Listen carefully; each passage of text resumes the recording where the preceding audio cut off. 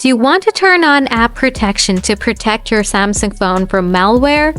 Well, no more worries. In this video, I will show you how you can turn on app protection on your phone. So let's move forward. Method 1. Using security and privacy. First, go to the settings, then scroll down a little bit. Find out the security and privacy. After that, tap on app security. Next, tap on app protection. Now tap on turn on. It will ask you to scan your phone. Tap on scan phone. It will scan your phone. After scanning, it will send you a report, whether there are any malicious apps or not.